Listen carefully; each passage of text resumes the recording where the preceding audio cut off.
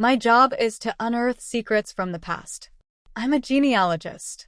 But when I agreed to help a heartbroken old man find the son who was stolen from him 40 years ago, I never imagined that the final clue would lead me to my own home. I never imagined that the truth would be hidden in the eyes of the man I love, and that the missing son I was searching for was the same one I sleep next to every night, my husband. My name is Lucia, and I connect people to their roots. As a genealogist, I spend my days immersed in dusty archives, immigration records, and DNA databases, assembling the pieces of family puzzles. It's a job of patience and intuition. And I love it. My husband, Pedro, has always been my biggest supporter. He's a university history professor, a calm and gentle man with a passion for the past that rivals my own. We connected because of that. Pedro's own history, however, has always been a sad and short chapter. He told me he was orphaned very young, losing his parents in a car accident when he was just 5 years old. He was raised by a distant great-aunt who has since passed away, and he had no other memories or relatives. That early tragedy shaped the man he is, reserved, self-sufficient, and immensely grateful for the family we built together. 3 months ago, a new case came to me in a different way. It wasn't a wealthy client, but a gentleman named Alberto, 72 years old, who reached out through a charity organization for which I do volunteer work. His story was heartbreaking. 40 years ago, after an extremely contentious divorce, his ex-wife disappeared with their 5-year-old son. She changed her name, cut all ties, and vanished without a trace. Alberto spent decades searching, spending what little he had on private investigators, and never losing hope. Now, with his health failing, his last wish was to know what happened to his son, if he was alive, if he was happy. I was deeply moved and promised to use all my tools to help him. The work was one of the most difficult of my career. Alberto's ex-wife, Helena, was a master at hiding, but little by little, I began to find fragments. An old school record under a false name, a former address in another state. The big breakthrough came when I convinced Alberto to take a DNA test and upload his profile to a public database. I was hoping to find a distant cousin, an indirect clue that could lead us somewhere. The answer came 2 weeks later, in an email I opened on a Tuesday morning while having coffee. The system had found a parent/child match. My heart pounded. I had done it. I had found Alberto's son. I opened the match's profile, eager to give the good news to my client. And that's when my world stopped. The name on the matching profile was Pedro Alencar, my husband. I looked again and again, the coffee cup trembling in my hand. It couldn't be. It had to be a mistake, a coincidence of names. But the age matched. The city of birth, which I had discovered, was the same one Helena had fled from, matched. I ran to my office, my hands sweating, and compared the genetic data with the kit Pedro had done years ago out of curiosity to discover his ethnic origins. The match was 99.99%. There was no doubt. The man I was looking for, the kidnapped little boy, and the man I had been married to for 10 years were the same person. I felt the air leave my lungs. I sat on the office floor, trying to process the magnitude of it all. My husband was not an orphan. His life story, the very foundation of his identity, was a lie. His mother wasn't dead. She was, in the eyes of the law, a kidnapper. And my client, the sweet, sad Mr. Alberto, was my father-in-law.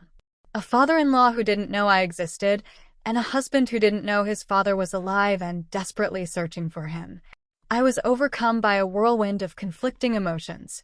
The shock was overwhelming, but beneath it was a terrifying ethical and personal dilemma. I had a professional and moral obligation to Alberto. I had promised him the truth. But what right did I have to detonate a nuclear bomb in the center of my own husband's life without his consent? How could I look at Pedro and say, "Honey, by the way, your entire life is a sham, and I discovered it because I was investigating you as a case"? I spent the next few days in a state of silent panic. I would look at Pedro across the dinner table, watch him read on the couch, and all I could see was a puzzle that I myself had assembled. Every gesture of his, every story he told about his lonely childhood, now had a new and tragic meaning. He was mourning parents who never died in an accident that never happened. I lied to Alberto. I told him we had found a promising lead, a possible relative, but that I needed more time to verify it. I had to buy time to figure out what to do. Pedro's mother, Helena, was still alive. I knew this. She lived in a small retirement home less than an hour from us. A frail old lady we visited on holidays, the great-aunt who supposedly raised him. She was the keeper of the secret. I had to confront her, but how? An unexpected visit from me would raise suspicion. Finally, I decided I couldn't carry this burden alone anymore. I owed Pedro the truth, no matter how terrible it was. I chose a Saturday afternoon, a time when we were calm at home. My heart felt like it was going to explode. I didn't accuse him. Instead, I approached it as if it were one of my cases. Pedro, I need to show you something from work. It's a very delicate situation, and I wanted your opinion as a historian. I began, my voice trembling. I showed him the photos of a young Alberto. I showed him the birth certificate of the missing son, with the name he was given at birth, Leonardo. And finally, I showed him the DNA result, with the names hidden. What would you do, I asked, if you discovered that a loved one was at the center of a secret like this? He studied the documents with his academic gaze, initially detached. It's an incredibly sad story, he said. The father, he searched for 40 years. That's an incredible testament to his love. He paused, looking at the picture of the boy, Leonardo. He looks a bit like me when I was a kid, don't you think? That sentence was my opening. I took a deep breath. Pedro, the father's name is Alberto. And the name on the DNA match, it's yours. Pedro's reaction was a series of shockwaves. First, confusion. He laughed, thinking it was some kind of elaborate joke or a test. That's impossible, Lucia. My parents died. I've seen the death certificates. What certificates? I asked gently. I've never seen them. Aunt Helena always said it was too painful for her to keep them. The seed of doubt was planted. Confusion gave way to denial, and denial to anger. And anger directed at me. What did you do? He asked, his voice rising. Have you been investigating my life? Using my DNA to what? Dig up a past that doesn't exist. I wasn't investigating you. I defended myself, the tears finally coming. I was investigating a client's case, a case that, by a cosmic and terrible coincidence, led to you. He paced the living room, running his hands through his hair, reality struggling to break through his defenses. He picked up his phone. I'm going to call Aunt Helena. She'll clear up this madness. But he didn't call. He just stood there, staring at the phone, his face pale. He knew, on some level, that if she had a simple explanation, he would have heard it a long time ago. The truth lay in the absence of proof for his own story. The next day, a Sunday, I drove to the retirement home. Pedro refused to go. It's your mess, you fix it, he said, locking himself in his office. When I arrived, Helena, the great-aunt, was sitting in an armchair in the garden knitting. I sat down across from her and placed a single photo on the small table between us, the picture of Alberto. She looked at the photo, and her face, already wrinkled by time, seemed to age another 10 years. Her hands stopped knitting. She didn't ask who it was. She knew. I knew this day would come, she whispered. And then she confessed. But the confession didn't come with remorse. It came with a bitter self-justification. She told me that Alberto was a controlling and abusive man, that he cheated on her and wanted to take their son away from her. She didn't flee. She rescued her child. She created the story of the car accident to protect him from the truth about the terrible father he had. She painted herself as a heroic mother who sacrificed everything to give her son a new, peaceful life. You don't understand what I went through, she said, her eyes gleaming with a fanatical conviction. I did what any mother would do to protect her child. You lied to him for 40 years, Helena. I said, my voice choked with anger. You let him believe he was an orphan, alone in the world. You stole his father, his grandparents, his cousins. You didn't protect him. You isolated him. She looked at me with cold contempt. And now you, with your curiosity and your little detective games, are going to destroy the peace I fought so hard to build. You're going to hand my son back to that man. I drove home with a chill in my soul.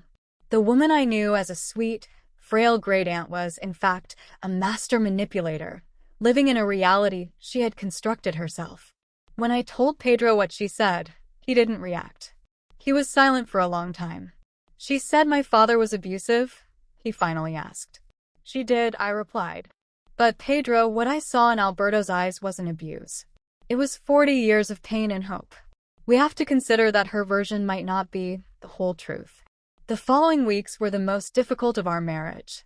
Pedro was adrift, lost between loyalty to the woman who raised him, even if on a lie, and the overwhelming truth I had unearthed. He was grieving a life he never had and confused about the life he thought he had. He barely spoke to me.